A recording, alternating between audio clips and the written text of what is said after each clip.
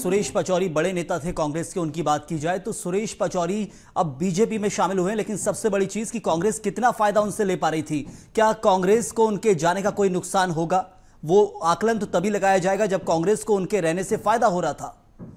आज बिल्कुल भोजपुर की जो विधानसभा सीट है वहाँ से वो चुनाव लड़ भी चुके हैं। हालांकि वो चुनाव नहीं जीता उन्होंने, चाहे वो विधानसभा का हो या कोई दूसरा चुनाव हो, लेकिन केंद्रीय मंत्री के पद पर रह चुके हैं। साथ में प्रदेश अध्यक्ष भी वो कांग्रेस के रह चुके हैं। तो ऐसे में कहीं ना कहीं जो ज़मीनी स्तर पर कांग्रेस का कार्यकर्ता है उसके बीच में ज़रूर ये गलत मैसेज जाएगा यदि उनके कोई बड़े नेता कांग्रेस को छोड़ कर चुनाव से एन वक्त पहले बीजेपी ज्वाइन करते, तो इसका मैसेज ज़रूर जमीनी कार्यकर्ता पर पड़ेगा। लेकिन क्योंकि यदि हम बात करें कांग्रेस के अंदर लगातार भगदड़ की स्थिति देखी जा रही है, बड़े बड़े नेता जो है बीजेपी का दामन थाम रहा है, नाराजगी वजह बता रहा है, धार्मिक भावनाओं को ठेस पहुंचने की बात कह रहे हैं और कई दूसरे सियासी कारण भी बता रहे हैं। एक महीने यानी फरवरी के हम डाटा को देखें जो कि बीजेपी पार्टी के द्वारा दिया गया, तो एक महीने में करीब 50 बड़े नेता जो है कांग्रेस के बीजेपी में शामिल हुए। इसके अलावा हजारों की संख्या में उन नेताओं के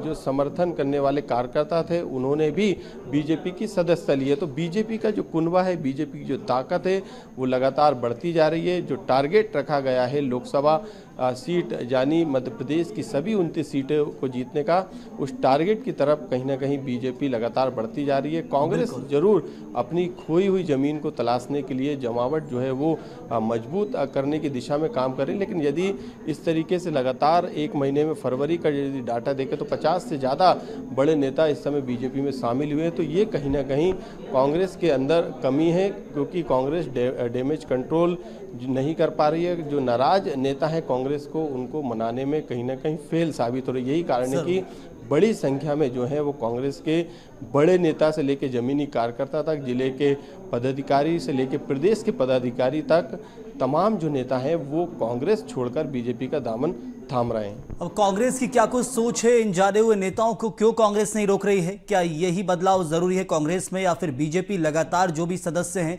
या दल बदल करके जो नेता आ रहे हैं उनका स्वागत किया जा रहा है बीजेपी की तरफ से, क्योंकि बीजेपी का कुनबा बढ़ रहा है? बहुत धन्यवाद मनोज आपका। लेकिन सुरेश पचौरी का जाना हो या फिर संजय शुक्ला का जाना, कितना नुकसान कांग्रेस को हुआ और कितना फायदा बीजेपी इनसे ले पाएगी इनके क्षेत्र में, वो सबसे बड़ी चीज है। क्योंकि कांग्रेस को कितना फायदा पहुंच रहा था अब तक, क्या कांग्रेस को इनके रहने से कुछ नुकसान था या फायदा, और इनके जाने से कांग्रेस को यदि फर्क नहीं पड़ता तो फिर बीजेपी कैसे इनसे अपना फायदा उठा पाएगी? बहुत सारे सवाल हैं।